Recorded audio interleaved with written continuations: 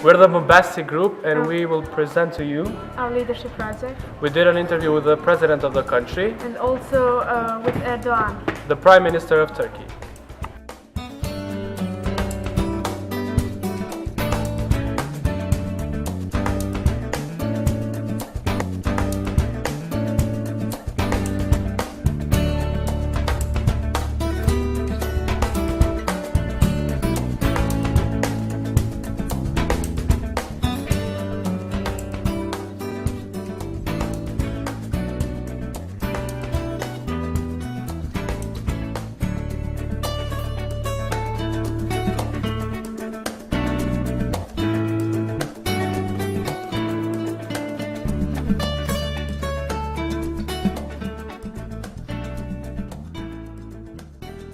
We're here at the Visitor Center at the Presidency. We're waiting for the interview that we have with Mrs. Atifete, Jahjaga, the President of the country.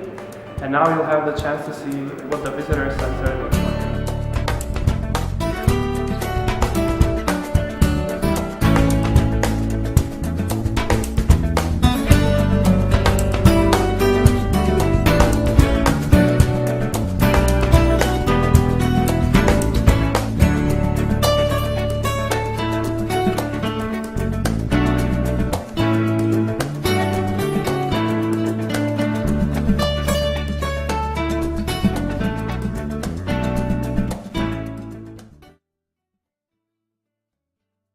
President, thank you for having us. I would like to start by asking you, what is it like to be a leader and what responsibilities come with it? Klarisa, you are most welcome, and welcome to the office of the President of the Republic of Kosovo. We do not have a common definition of what it means to be a leader. As well, we all have different interpretations and personal experiences that influence and inform our views of what makes a person a leader and what defines a leadership. We do not have only one kind of leader. Leaders are those who run for office and are trusted the votes to lead a nation, or someone who has agreed to develop a project through a teamwork. But I think most of us agree that there are a series of traits that a leader possesses. A leader raises above challenges, is courageous, does not ignore the difficulties but confronts them, and takes responsibility, which is the key word that defines a leadership. A leader is someone who is dedicated to serve others, and someone who has the vision and the best interest of those who he or she leads at heart.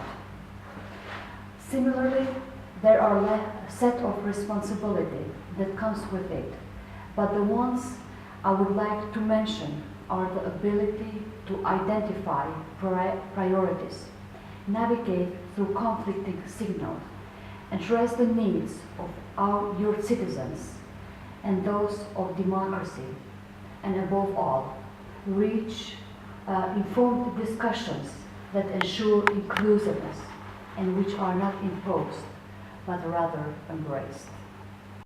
We know that you're the first woman president of Kosovo. Is it hard to be a woman leader in this country and also in the region?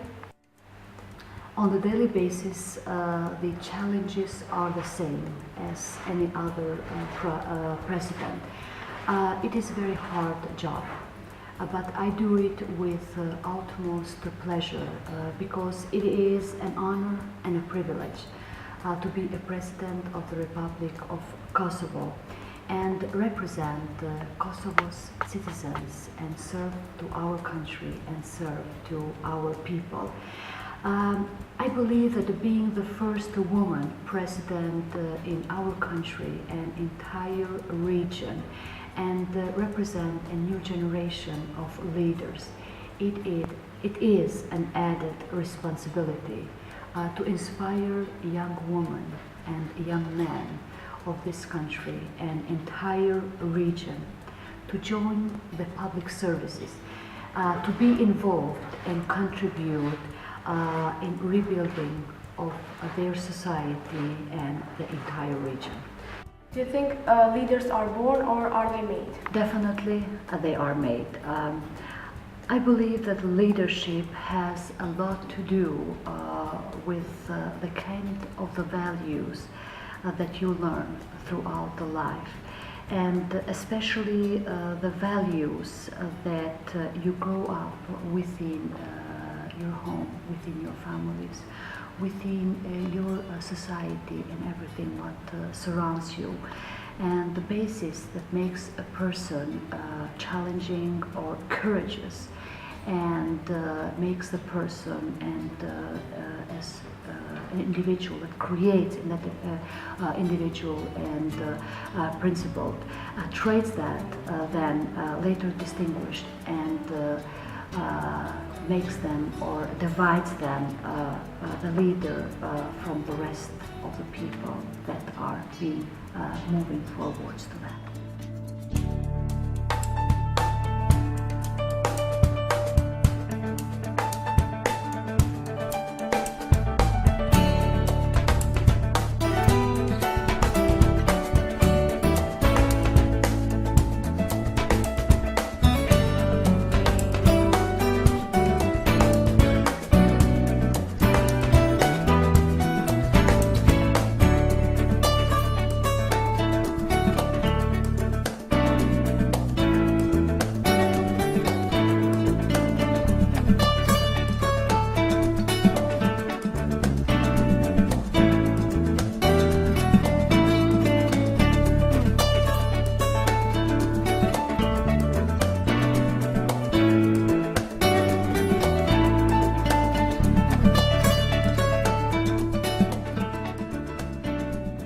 Heard what the president of our country had to say about leadership and what being a leader means.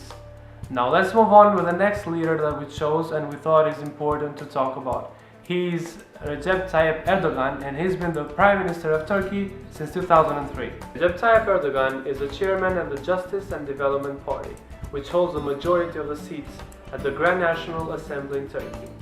He has tried a lot of times to give Turkey access to the EU, even though the EU requires further religion freedom reforms. Why is Erdogan a leader?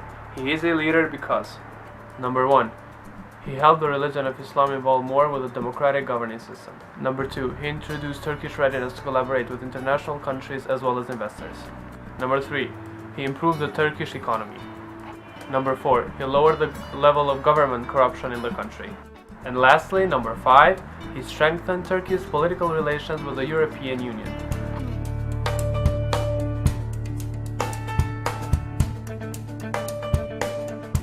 Turkey is one of the leading shipbuilding nations in the world. It is ranked 4th in the whole wide world for the number of ordered ships and for the number of mega yachts. Turkey has also many modern manufacturers. Annual reports reached $1 billion in 2011. During his prime ministership, Erdogan managed to increase the budget of the Ministry of Education from 7.5 billion liras to 34 billion liras in 2011. In January 2008, the Turkish government adopted a law on complete prohibition of smoking in public places. Erdogan has improved Turkey's foreign policies as well. He has improved the relations Turkey has with countries like Russia, Israel, Egypt, Somalia, Syria, and many other countries. Turkey has signed trade agreements in Baghdad, and these agreements include sectors such as